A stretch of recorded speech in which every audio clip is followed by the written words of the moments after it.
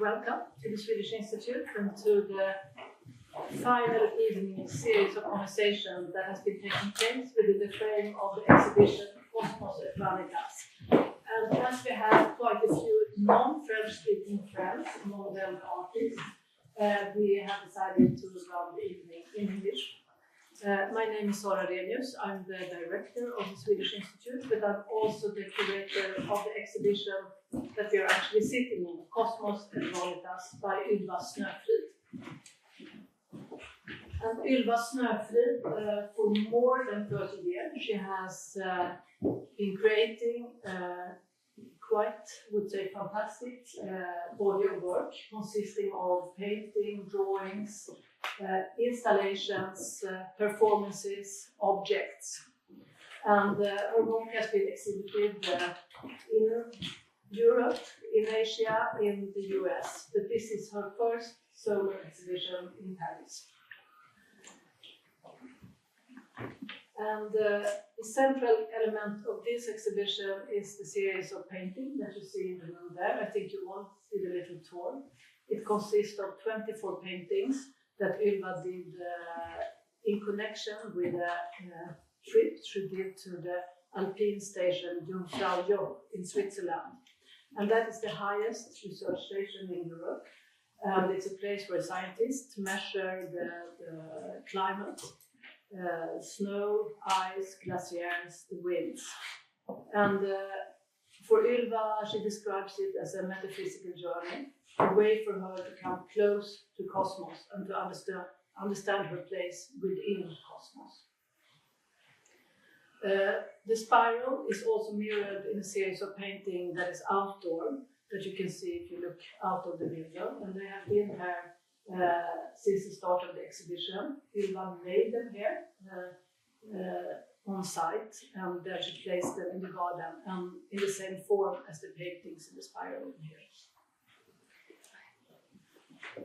The second part of the exhibition are the one we are sitting in. It's a vast series of paintings that was made during 3 years. It could be described as a journal, an intimate journal. It consists of very heterogeneous reflections on cosmos, on universe, on philosophy, but it also includes, for shopping list, reflection on the family. So a small word crosses the large universe. And these drawings, Ylva Snöfrid has looked into these 3 books and looked at the different themes. She has organized them around the themes birth, life, and death, that are also very central in her artistry. And the third part of the exhibition is the encounter with the audience. And this is something that is always very important in Ylva Snöfrid's work.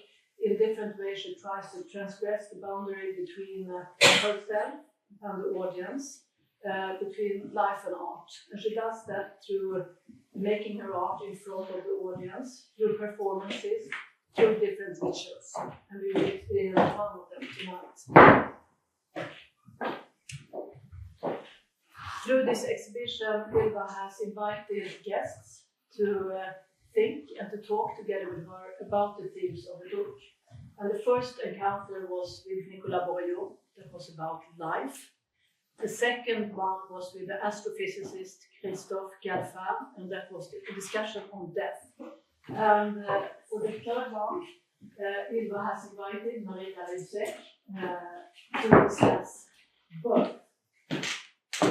And Marie Darrieussecq is a French writer born in the Basque Country. She is, and I'm sure you all know about the work, one of the most recognized writers in her generation in France, and an important voice in culture and literary life in France and internationally. She has published almost 20 books, mostly novels and short stories, one biography, a play, essays, and translation. She has received several literary prizes, among them Prix Médicis in 2013. And she also has a very close connection to visual art and is writing extensively on that. That beautiful book on Becker, wonderful book. Her most recent novel, The Making of a Woman, I think that is the English title, yes. was published in January 2024 and is translated to many languages already, among them Swedish. And Marie, I'm so happy that you accepted the invitation to come here. I think that the French audience tonight, they know for sure how important your literary voice is in France. But I don't think so many know that you are a very important literary figure also in Sweden. Many of your works have been translated, you also published in Swedish media. I have a great publisher. Yeah. And we have met actually through the translator and publisher, Ylva. She's a friend we share. And when I talked to Ylva about how to think about this evening, I knew that I wanted to ask you to come. If you look on the surface, on the forms and style, your work are so different. But I think you share an understanding of the power of transformation, both physical, metaphysical, and spiritual. And you also both investigate the space for the feminine, for women, in what space is that? I'm now going to leave the floor to you, and I know that you will start with the ritual. Then we think that we will have a conversation that lasts for about an hour. But I won't interrupt you. So the floor is yours. Okay, so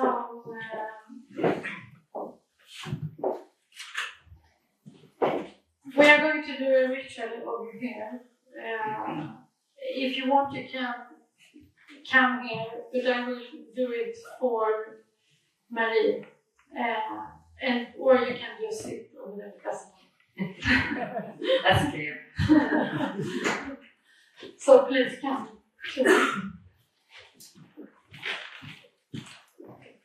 And I will do some preparations.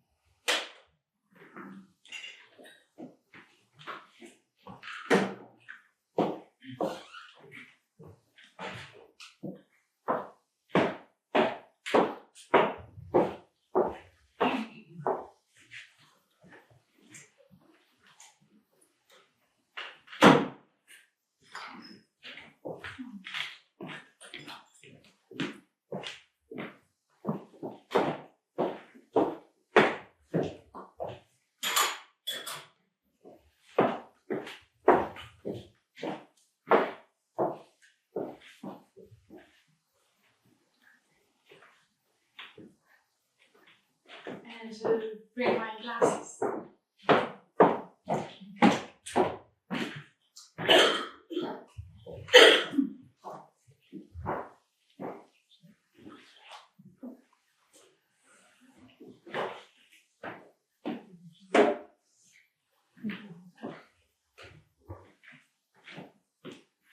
Yeah, it's hopeless.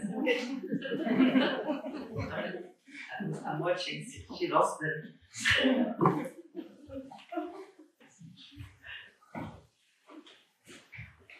We kept talking in that little room and we got. I don't find it.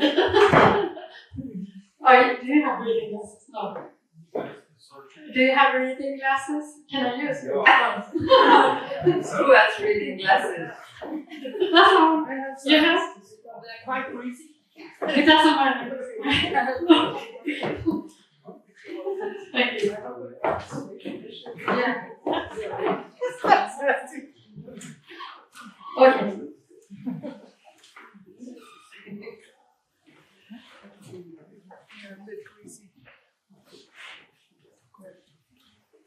Can you see? Yeah, briefly. Can I use them throughout, like sometimes when I read some? You're welcome. I'm Thank proud you. to observe them to you. Thank you so much. Okay, so welcome to this Codex Cosmos conversation ritual.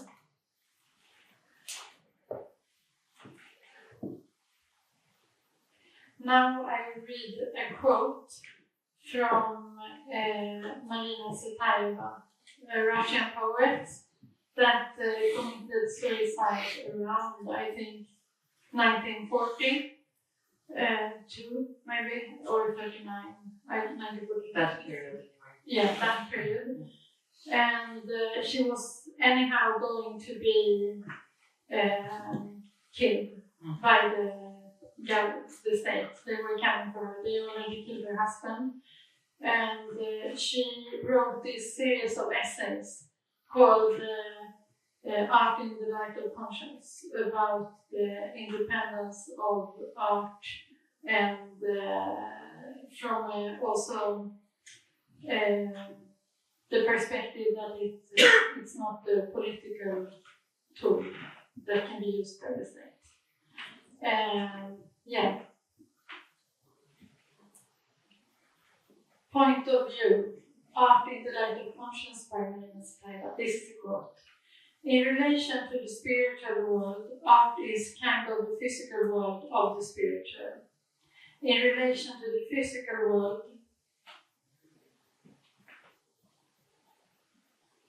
art is kind of spiritual world of the physical. Starting from the earth, it is the first millimeter of air over it, of sky that is. For the sky begins right from the earth, or else there is no sky at all. Check this by distances, which clarify the phenomena.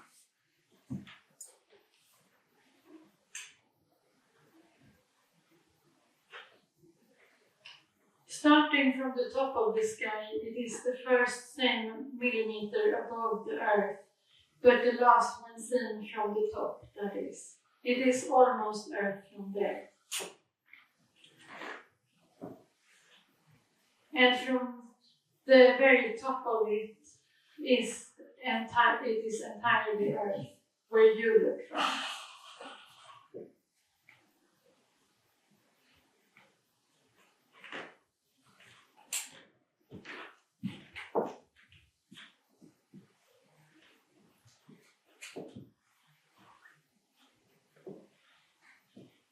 Use the book as a train.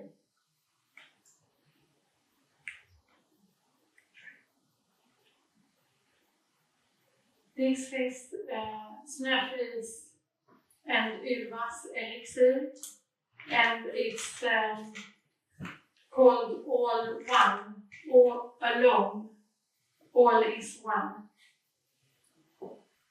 And it's based on Cosmos and Vanitas, that all these objects that was also distilled within it, a crystal with a crystal ball. You had a name for this. Marble. A marble. Gold. But also, yeah. A stone. A shell. And another shell.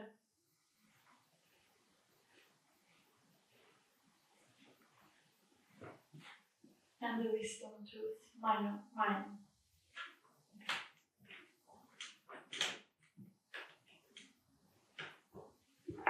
We are all star stuff, and we are all one, alone.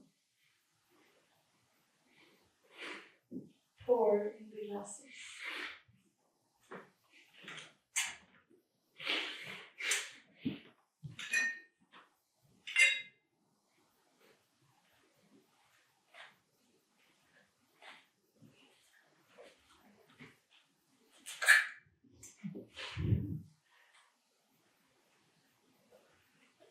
I don't know how to. Where is Anna? Okay.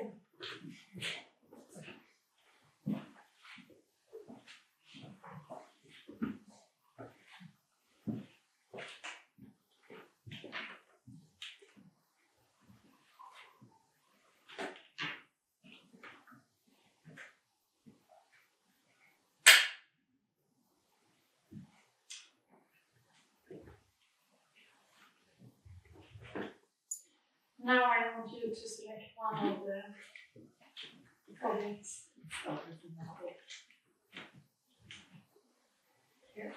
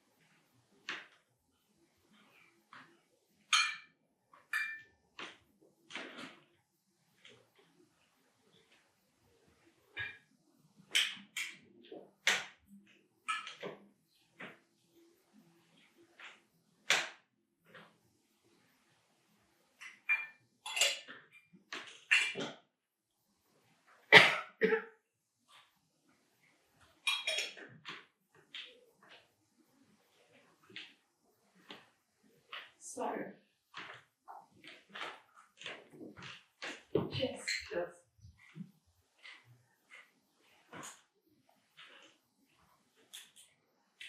Let's begin. So, please sit down there. Don't forget your glasses. No.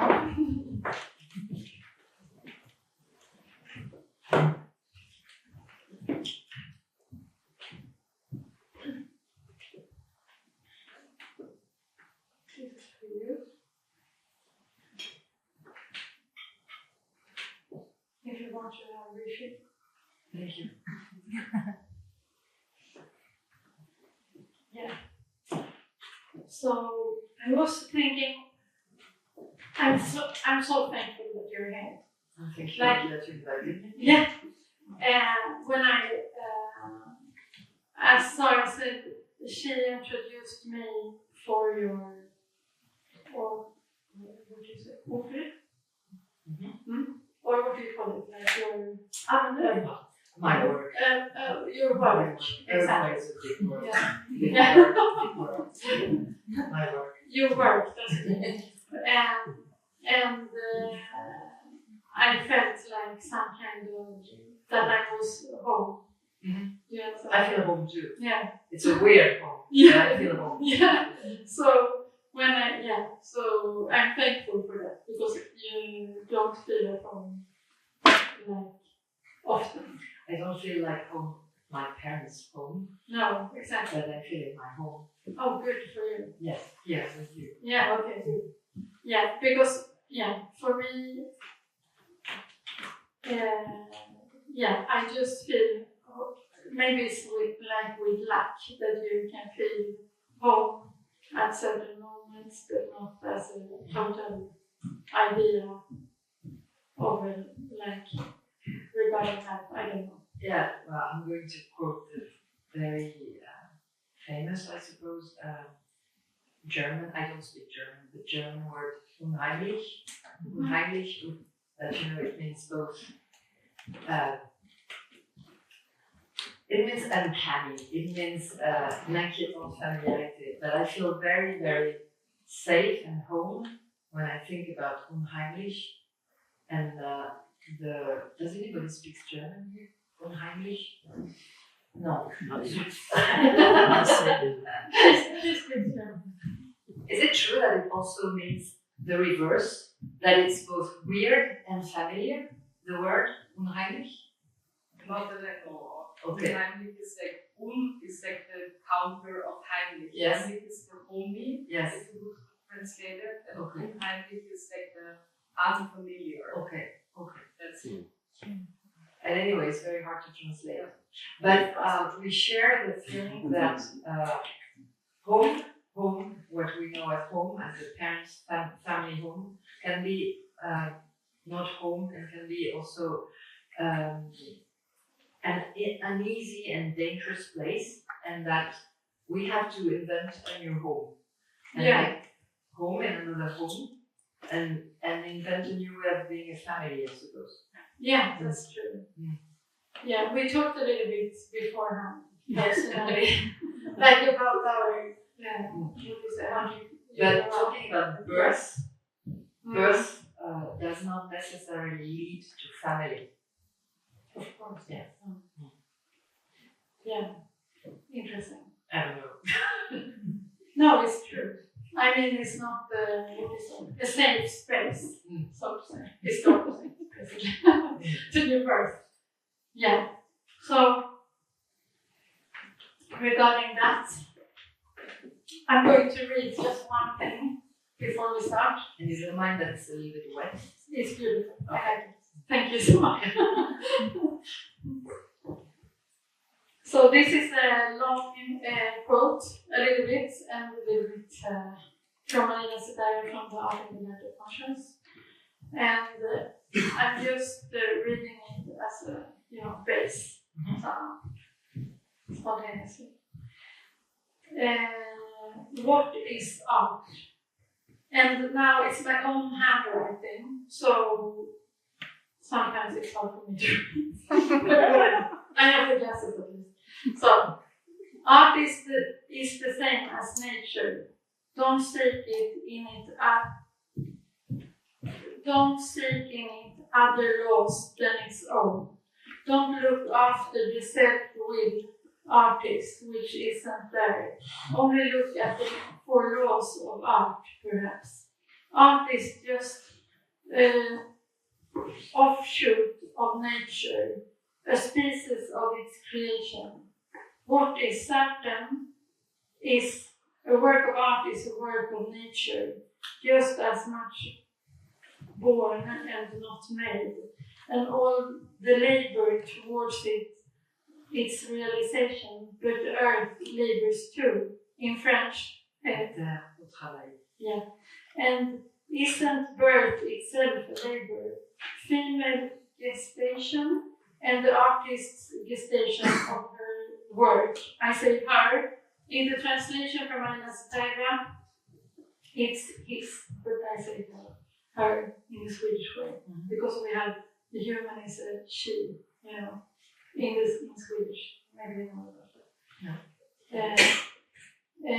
Her work have been talked of so often they don't need insisting on. All know and all know correctly.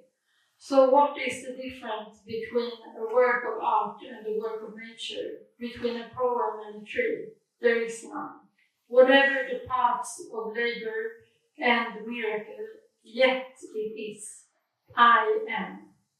That means the artist is the earth which gives birth and gives birth to everything. For the glory of God and spiders, there are some in the works of art too, spiders. I don't know for the glory of who, and I think the question here is not of glory but of power. Is nature holy? No. Sinful? No. But if a work of art is the same as a work of nature, why do we ask something of a poem but not of a tree? It must be.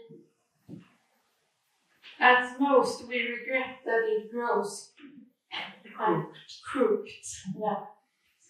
Because earth, the birth-giving, is irresponsible, while man, woman, the creating is responsible. Because the sprouting earth has but one will to sprout, whereas the man, woman, has got to will the sprouting of the good, which she knows. It is telling that the only thing that can be called wicked is the notorious individual quality, the unimpersonal. There is no wicked epic or wicked nature. The earth didn't eat the apple in paradise, Adam ate it. It didn't eat and doesn't know.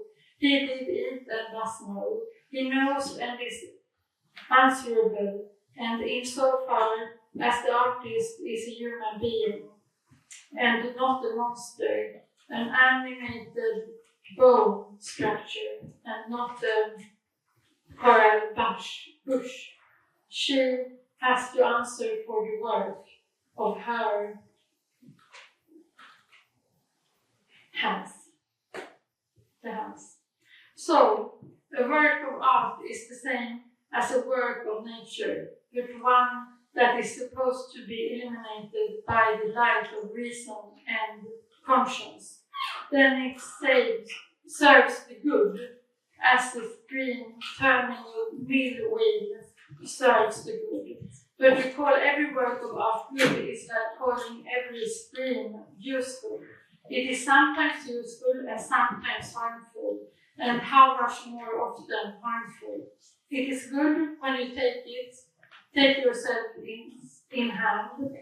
The moral law can be introduced into art, but can a mercenary corrupted by so many changes of master ever make a soldier of the regular army? It's a lot for me. Yeah. She's a very, what do you say,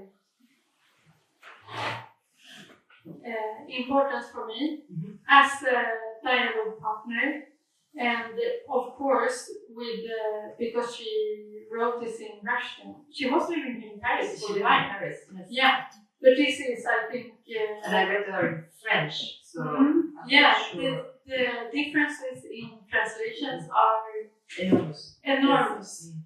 I think one has to learn some of Russian to understand it. But I read some of it in different languages, and she has like a core value to the idea of art's freedom that I think is necessary as a space in our life. And therefore I respect her a lot because, and therefore I also see that in you, basically, because she takes her space, she creates her space within the world, even if she was, what do you say, I mean, she had a very hard time. Yes, and I don't know her life so well, but I remember she lost one of her daughters from hunger in an orphanage where she put her daughter, and she fled with the other baby. Am I correct? She has two. Yes. She has two. And one of them, one. So she was like a bad mother for one daughter and a good mother for another daughter. And there was a son also. I remember well. Yes. Totally. I was not aware we were going to talk about Cette, but so as a woman she was extremely free, and also she had to flee many times. So nobody has any right to judge her. It's not the point. And she was always flying from stage violence, as you said. Yeah. And hunger, basically. But to me, a tree is not a poem, and a poem is not a tree. And I love both, and I need both, poems and trees. But they are very different. You don't agree? I understand her point of view with the nature, that nature and art is somehow, as my interpretation of it is that it's connected through, that it becomes like a reality. Like, for instance,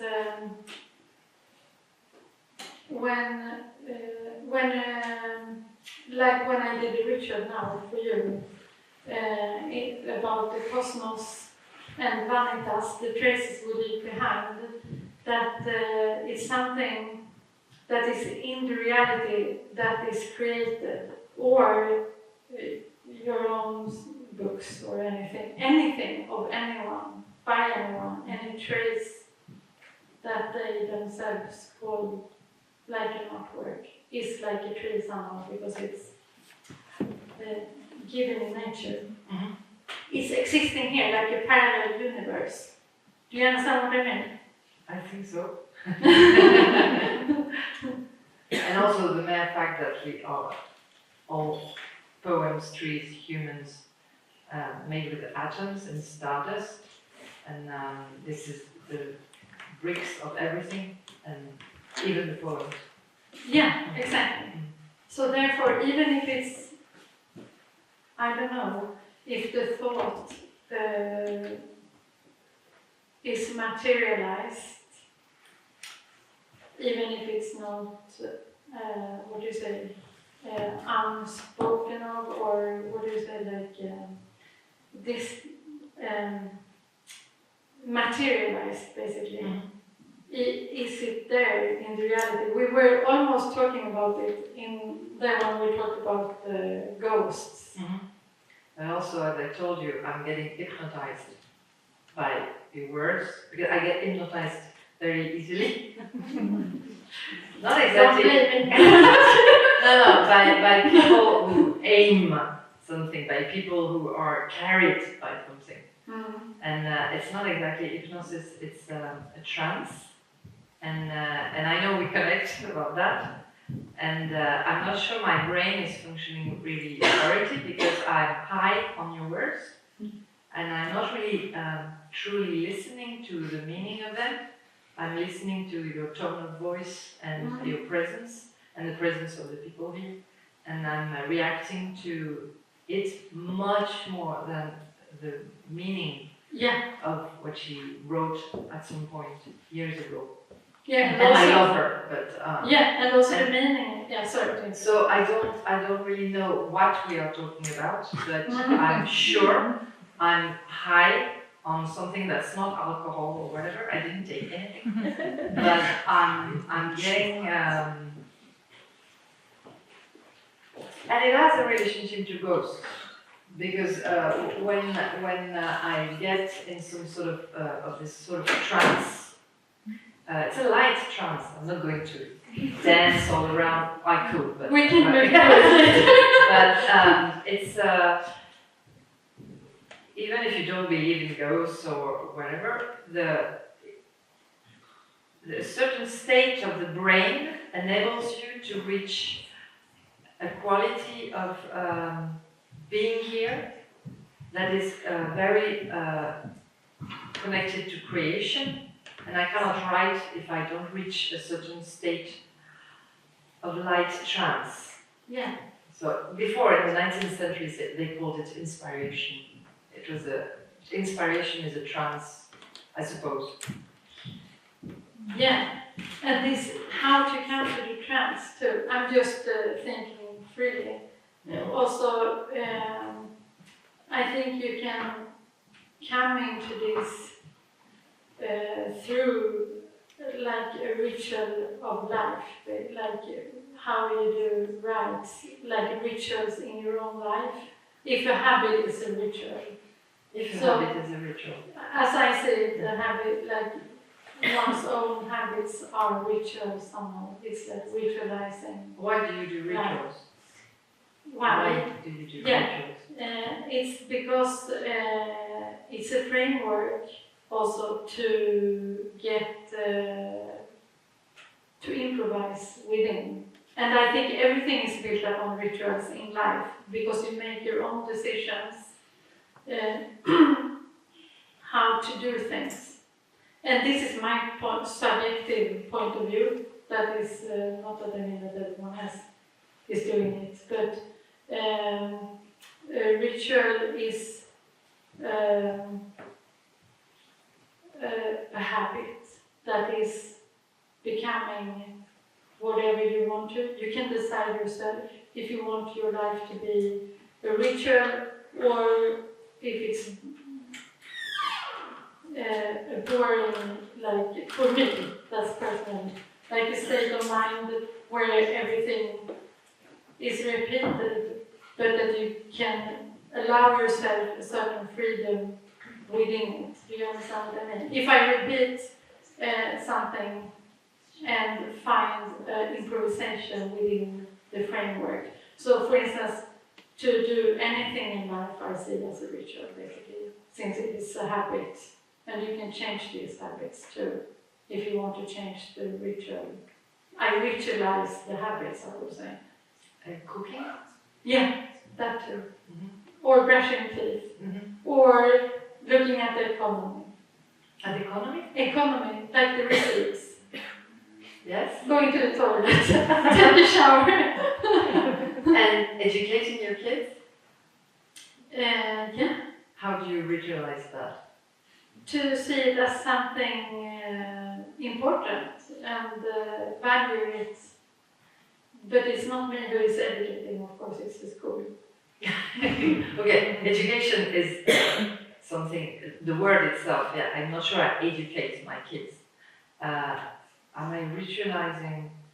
Yes, of course, there are the rituals that a lot of us do, reading a story at night, singing at night, the ritual of going to bed, the ritual of having them brush their teeth, etc. The ritual of hurrying in the morning to be on time for school, is it a ritual or an obligation? But the rest of the time, I'm wondering if I'm ritualizing something with my kids, or improvising in, I don't know, do you, I don't know. I think like this. I read this, it's a fantastic theoretical, he's a musician and a theoretical person. His name is Valkare. I don't remember if it's Thomas Valkare, a Swedish person. He died some years ago. And he wrote about the music and rituals. And he said that what defines being a human, or he said also maybe it's for birds as well. Birds? Yeah, because they also do some, I mean maybe it's other animals too that makes rituals, that do repetitive things like a dance or something.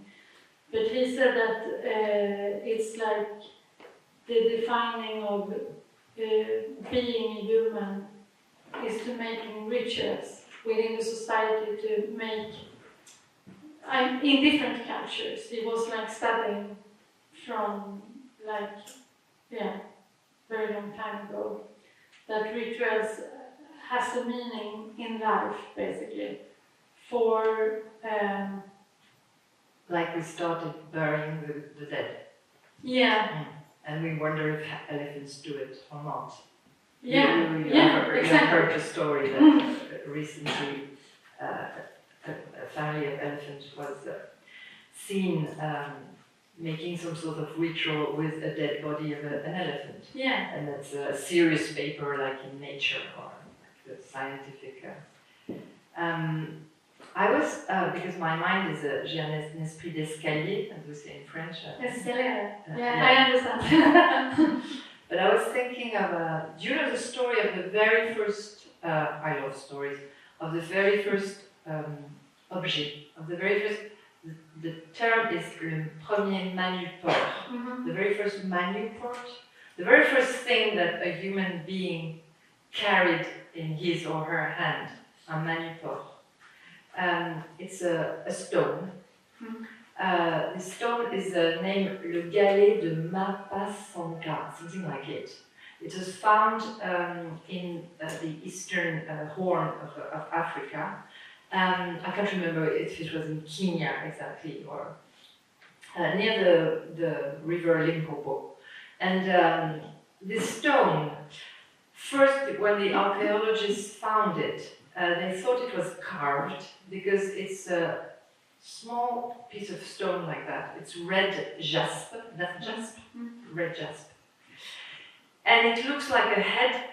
There are two holes for the eyes, a line for the mouth with teeth carved, and another hole for the nose, and it's round.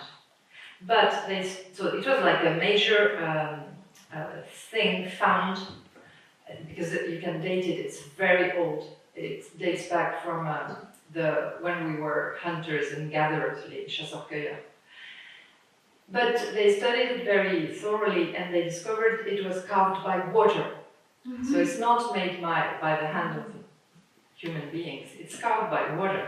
But, if you follow me, this stone that really looks like a face was found near dead people, very, very old dead people, in a place where perhaps something had happened that killed them. Well, there were a certain number of people dead there. And the jasper, the red jasper of the stone, the only place where you could find it in this area was 30 kilometers away. So, somebody among these human beings had carried the stone in his or her hand during these 30 kilometers at least. So what happened, and as a novelist, as a writer, I'm fascinated by it, is that somebody in these people, man or woman or child, we don't know, has seen a face in this stone just like we do. It's called pareidolie. How do you say that in English? Pareidolie. Pareidolie, thank you.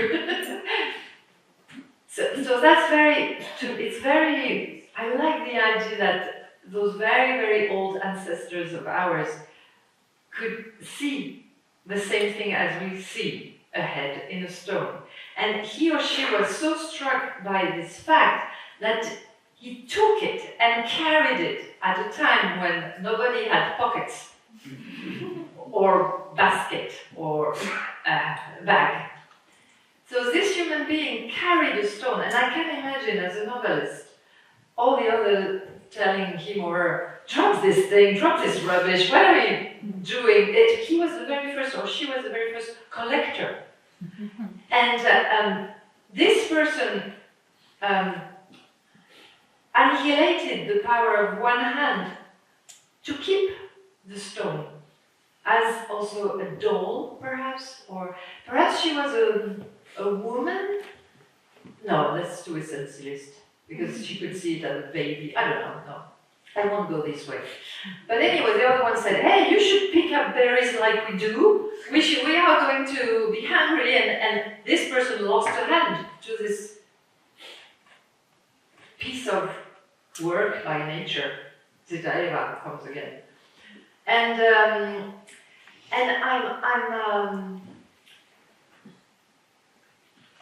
and that's all. I love stories. But I will come back to it later, perhaps.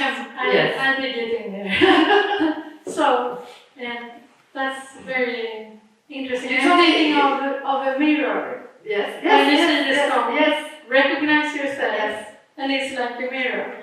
It's like a mirror, exactly. And it's like a small human being. A small human being. And that's kind of beautiful, because also I wanted to talk about with you about the twin and the transformation and the transmutation, as I say it, with myself. Because I asked you, why are you wearing these gold bracelets? Yes, that I transmuted with my mirror twin, Snöfrid. Let's drink to that. Yeah. So, it's something that makes me like dry in the mouth with this one. It's like a strong tea, but it looks very weird. It's so strange. Okay, so, the mirror. When I read your book, the Pigtails in English? Yes, the first one. Yeah, do you like the translation? Yes, it's a good translation. Pigtails, yes, yeah. But because it also means ponytails. Exactly, so it has like a double meaning. And the tail and the tail. I felt like I was coming, like we said before, home. Because it was like me and Snöfrid, like that. I mean, an artwork is a reality and its own space and universe. And here it was this story that makes me almost like grow up. And, it's a story of a woman who turns into a pig. But she doesn't really turn into a pig, she oscillates between the two states of animal and human. A sow, a female pig, a sow. The title in Swedish, I don't speak Swedish, but it's very good too. Swedish. Yes, because it's a play on word, exactly like in French, truisme is a play on word with the word truie and the transformation in pig, and also, of course, with truism, sort of truth, banalité, stereotype, whatever. But Suédois is a very, very good title. Yeah, so unfortunately I didn't get the Swedish copy, I got the English copy because I think Very good too. I will read it in the Swedish version too. Yeah, the English was very good too. And this organic transformation between two different words and that she changes back and forth. And this doubleness and the mirroring somehow. Like she also how she discovers it and like see her, like the case basically. It's a case. Yeah, and then so I felt at home because what I do, maybe step where you say hypnotic, because I have done it in the reality. Like I'm not a pig yet, but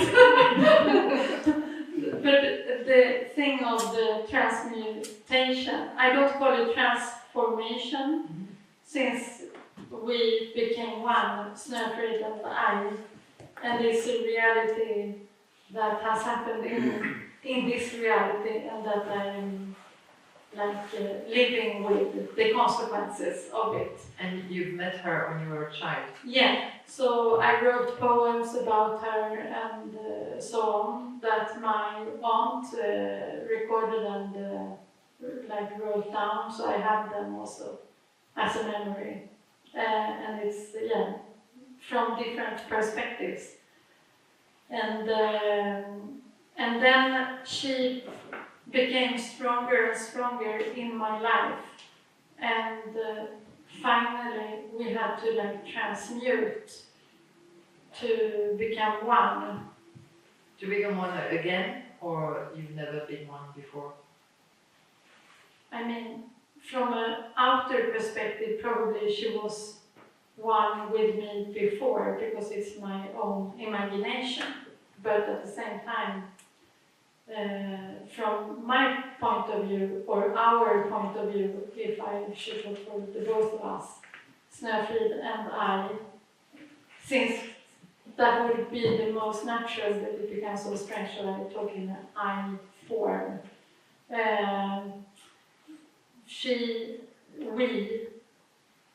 What was the question? If you were one in the beginning, or you were two in the beginning? Maybe we were one in the beginning, becoming two. She had her own voice. For instance, if I did an interview or so, I had her and me, and we had two different and you perspectives. Did a transmutation ritual? Yeah, that's also why you're here, because of this ritual. It was in Montpellier, in an exhibition curated by Nicolas Bourgeois that was called Mulholland Drive, and an extra regarding this film by David Lynch. Sure. That's also two women inside. Yeah, so since after... so you did the transmutation in public? Yeah. The ritual? Okay. Yeah, for 8 hours. 8 hours? Yeah. Before that, I suggested it for him and the museum, and they said yes to do this ritual. And I had these two paintings that were one on the floor and one standing on the floor like this. And I was sitting on the one on the floor, and I had this dress, you couldn't see. I was not naked or anything, with clothes, but I had a small tipi, and I had my back towards the audience, and the mirror. So the photos. Yeah, so it was the entrance. Between us, I painted that, and then we served a similar elixir to the audience on these freshly made oil on canvas paintings that was the size of the mirrors. So there we met, and since then we are one. And before that she came out in different forms, like elixir, like a painting, like a voice, like written. But you don't have a voice when you give interviews anymore.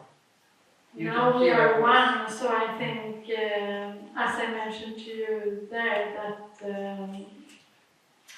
I allow myself, or we allow ourselves, to be more free and talk in like whatever way that is the conscience of the artwork and the creation of the space that we're doing.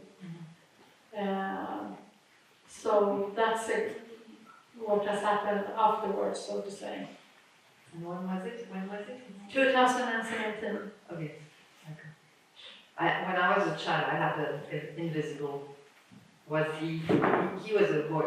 Was he a friend? I'm not sure. He was a brother, but brothers are not always good. And he took the place of a dead child. My parents had lost a child before my birth, and I was raised by a man and a woman, my parents, who were in deep grief, but they had no words for it. It was they lost the child in the 60s, and in Basque country, in a place where there were no psychologists or any place where the doctors were really horrible. And where all the rituals had disappeared. For example, when I traveled in the Gulf of Guinea in Western Africa, where people speak French, I could speak French with a lot of people and in different trips. And there are rituals for dead children, because alas, it happens still a lot in this part of the world. And the people know how to bury a dead baby or a dead child with proper words, proper ceremony, gathering everybody, the family, the people of the place if they want to, etc. In the 60s, in modern France, where antibiotics and everything was working, you know, like to the progress, and except when it doesn't work. And when it didn't work, it was the fault of my young parents, and the doctors didn't take their. So my parents were very young, and they were caught in a maelstrom of guilt, and there was no consolation, no solace, not even a proper burial, and they didn't mention this for you. No, nobody mentioned him, and I discovered it because when you hide something to a child. The house is full of the secret. The house is full of a ghost. That's how ghosts are born. And I felt it, and I overheard my mother crying and saying a name, Jean. And I just wondered why she cried. She never cried. She cried behind the door. So I just did a little detective job, as kids do. And I was 10, and kids, still now, what do we hide to kids? Sex and death. And I'm not, the world changes, and yes, they do have access to porn early, etc., but it's not sex, it's something else. So death and sex. And so I did a little detective job, and very simply, I found the mention of this dead child in the papers of the family, dans le livret de famille. And he became a presence. He became a ghost. He became, and he was not specifically friendly. And I was there. I was dead. What a lapsus after 50 years of psychoanalysis. I was alive, and he was dead. But that was the very point. Why was I alive, and why was he dead? And was I born? Sorry, I'm shouting. Was I born because he was dead? So I was in a very deep depression. You felt the guiltiness. I didn't have words to guilt, yes, probably, but also some sort of weird jealousy, because obviously my parents were very much still occupied by him. To make a long story short, I started to write. It's very simple, and it saved my mental health.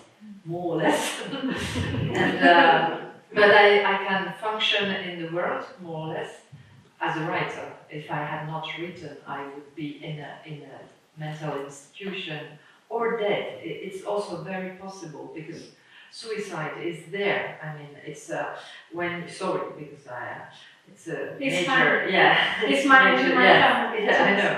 It's in many families.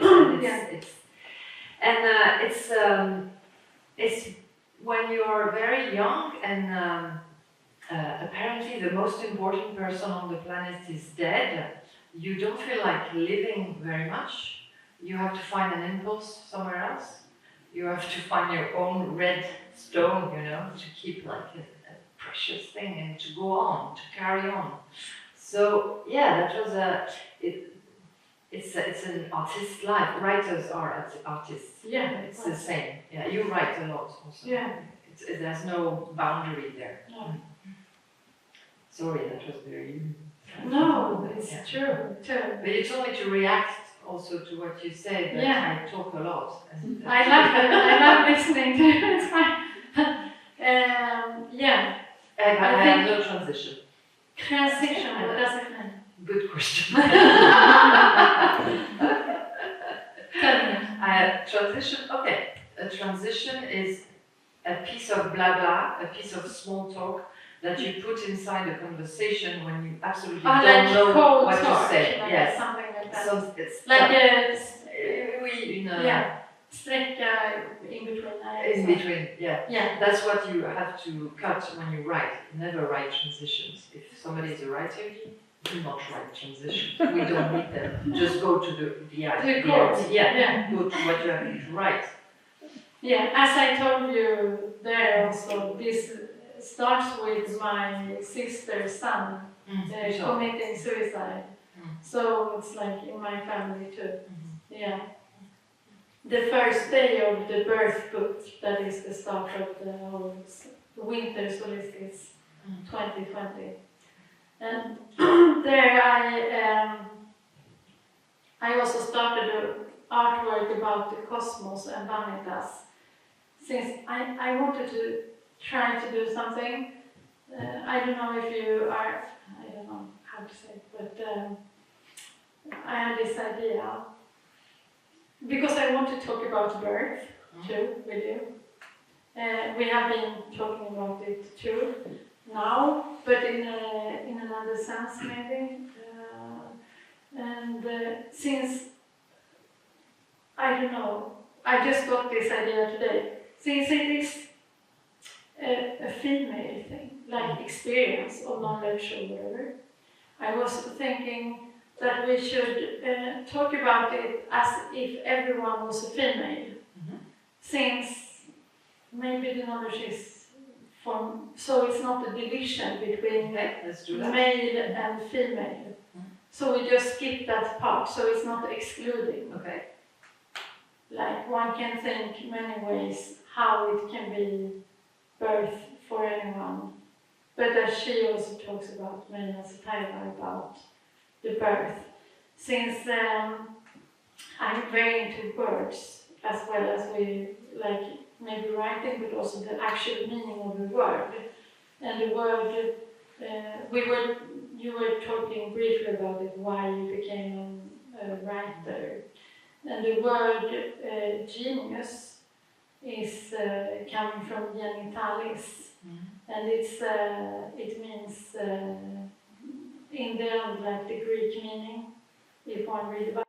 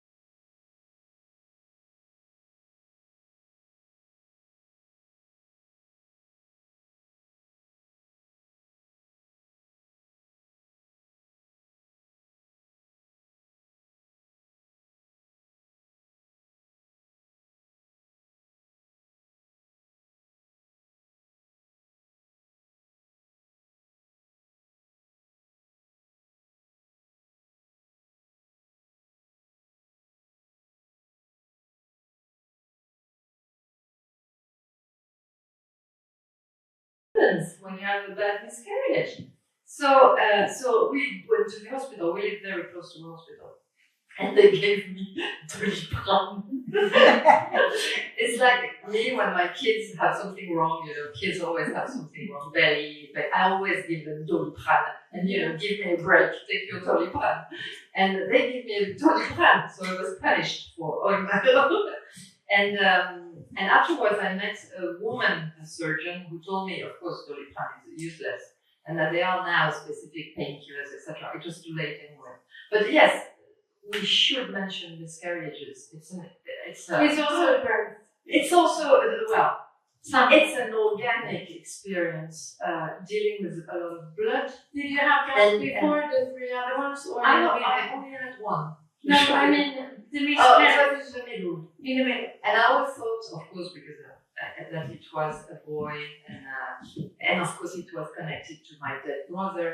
And there was something very Lynchian, very David Lynchian, about my angry dead brother coming back through me and collapsing me in a pool of blood, which is a very nice idea, but it's the idea I had of also to symbolize this extremely organic experience. It's very real in the Lacanian sense of word, real imagination and symbolism. If you don't manage to symbolize this sort of real experiences, as we do, writing, painting, you cannot live. No, exactly. And then you're stuck in a pool of blood in your mind also. So the death is very present. So the ghosts are always also there to help us symbolize and be with us, manage through life and death. Yeah, so with the birth, what I realize, I mean, it's my own interpretation and logic now, whatever, who gives birth. Maybe also in the nature, it can be like a male, female, whatever. It doesn't matter. Like a spider or whatever. Yeah, and the fish is another like way of giving birth. Yeah. So when I did it, I mean, the first kid, I was 36, and the second, I was 39. I had avoided it before, but then like Paula Rodriguez. She avoided it. Yes. She died. Yeah, giving birth. Yeah. I did it because I was scared of dying, basically, or that the kid would die. That would even be kind of worse. So, yeah. I was scared of the drama of the birth, giving birth. So I went to therapy before, but it didn't happen. But it didn't matter really. I mean, it was not good or bad. It was just not necessary.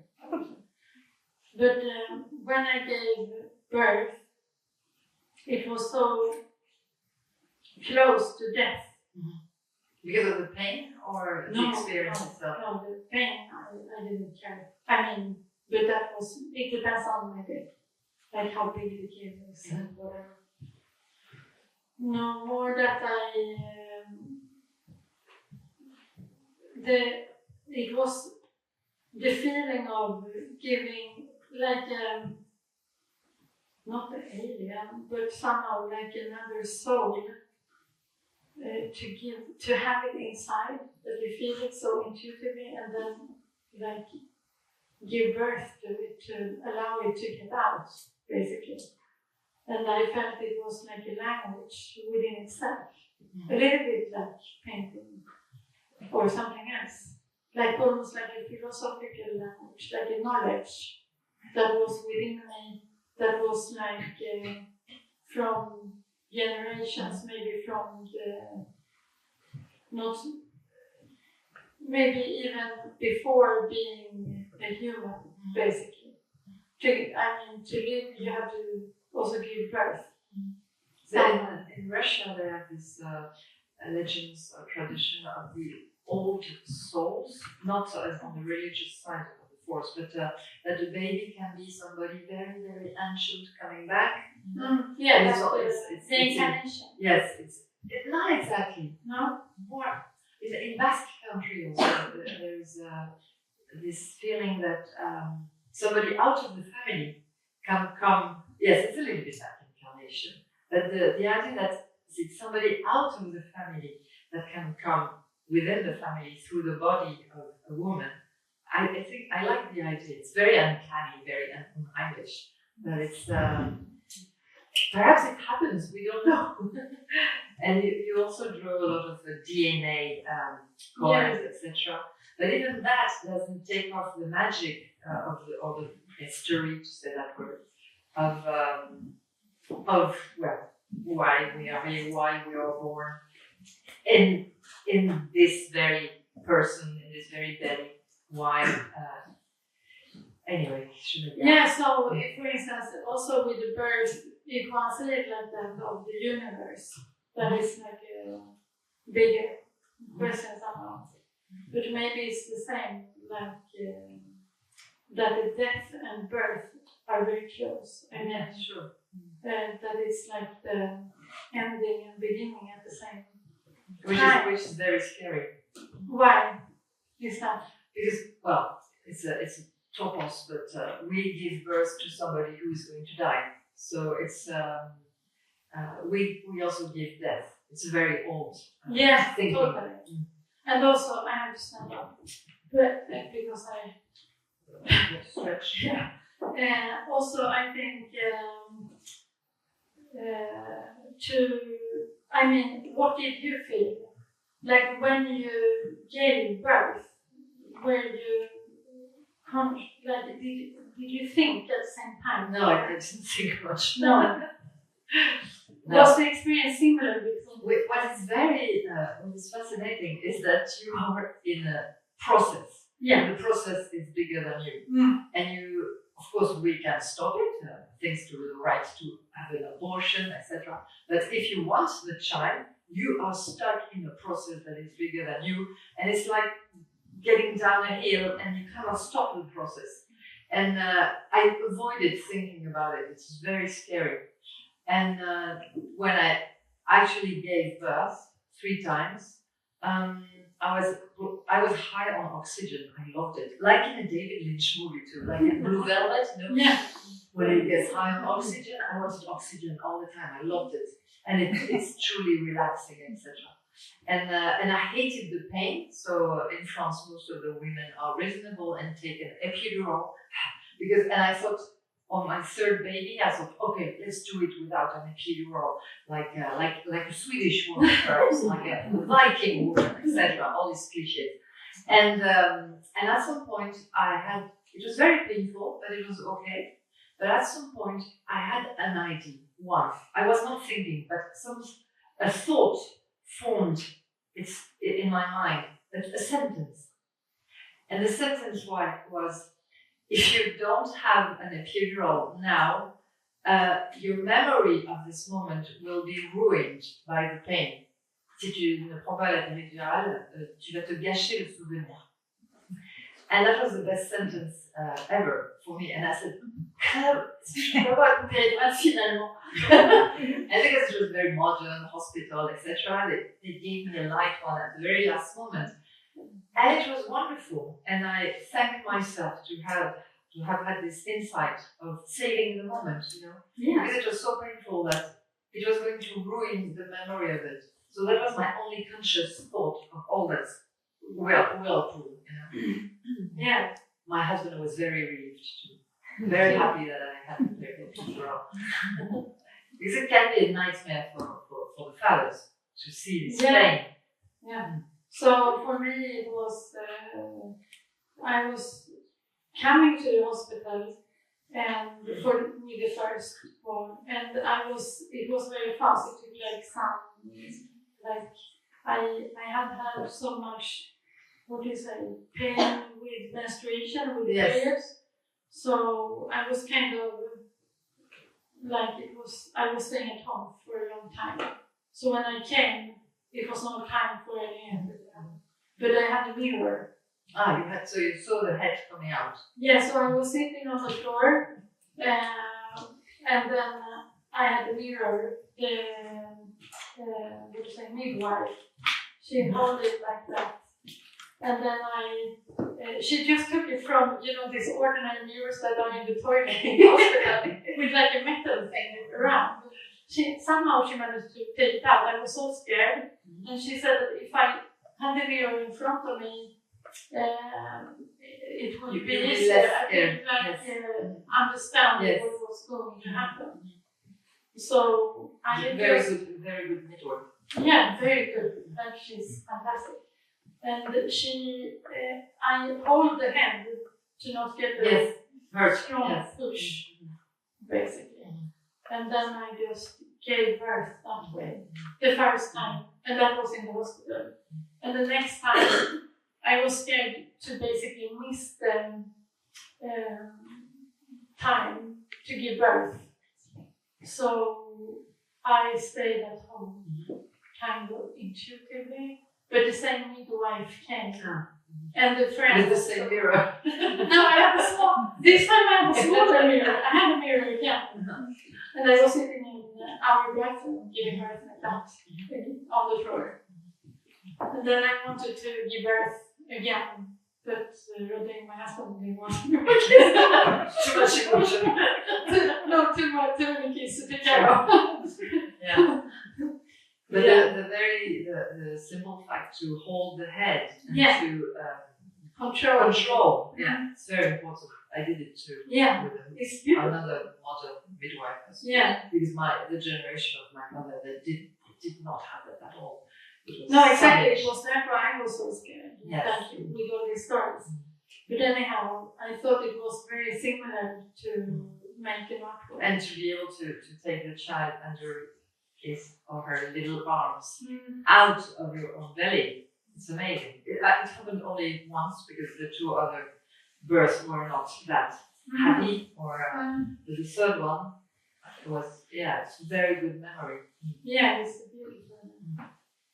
So I think to give birth is, like, for me it was an answer personally about being a human and creating like an artwork in a way. It felt very similar. Consistent. Yeah. And it was like, then I felt like, also now when it's so crazy times, like philosophically, I understood that women are not fighting for their rights because they have so much knowledge, so they are beyond power. They are like, that was my feeling then, like intuitively. I don't know if it's correct or anything, but it was crazy, and therefore it's so strange. So therefore I don't to see it as a female thing either. Do you understand? J'ai pas compris la dernière phrase. I didn't get the last part. But it was such a strong feeling, like that this was like a language within itself, like an artwork or whatever. So I couldn't. Therefore it's hard to talk about since I don't believe in like male or female or whatever, In my last novel, Février une femme, there is a nightmarish birth because the girl is much too young. She has a child at 15 because she couldn't get an abortion. She doesn't want the child at all, and the child doesn't want to be born either. So the birth is horrible. And when I wrote it, I ached. It was very hard to write. It's very physical, and I was reaching, and it's really a question for me because I was reaching a limit about let's put it simply, men and women. I know that men, for example, in Balzac, Les Mémoires de deux jeunes mariés, there is a wonderful Balzac, this strong guy, very big, very masculine.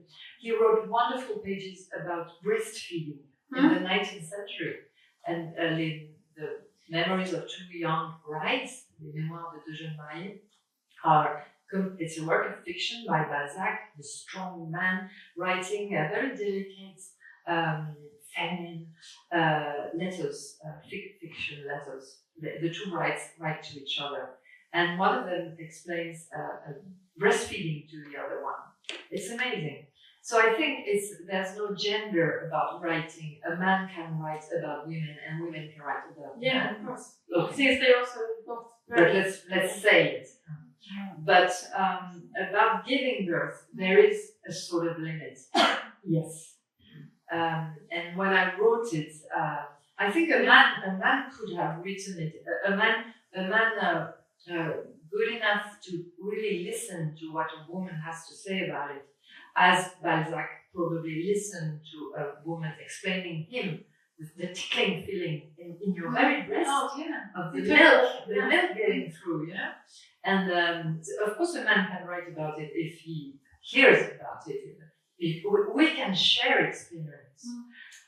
But I felt the scene in my bones, in my hips, you know, when it really hurts because the baby is big. Yeah. And there is some sort of limit there, which I don't really like. And I don't know what to do about it. Perhaps it's called birth, I don't know. We are all here. We were in the belly of a woman, all of us.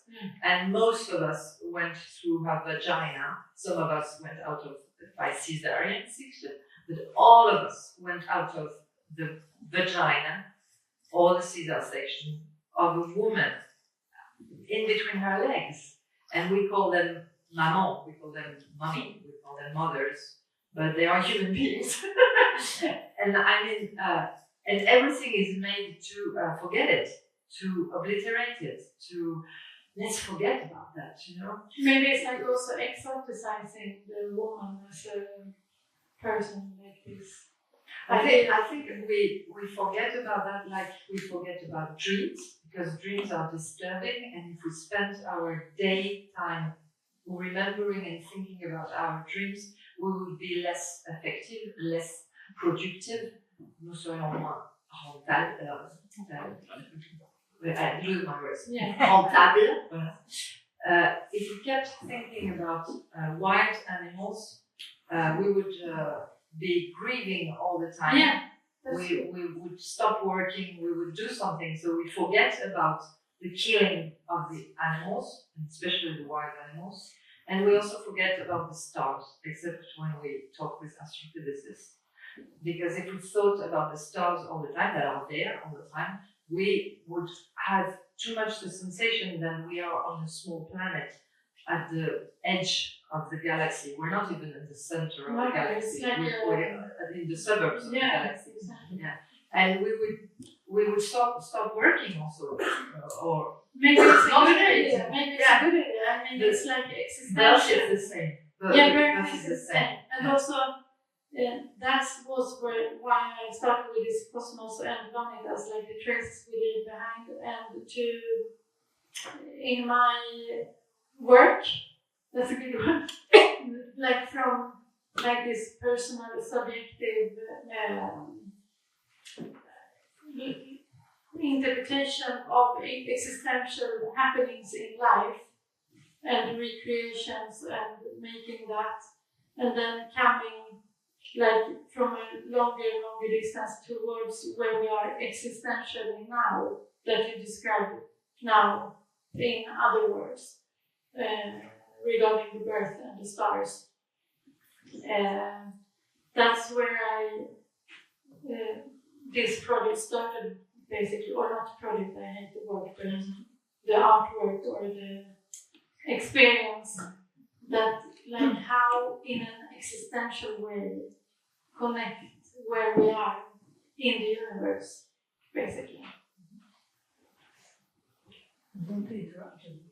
Yeah. Another hour, and thank you so much for this fascinating and very sensitive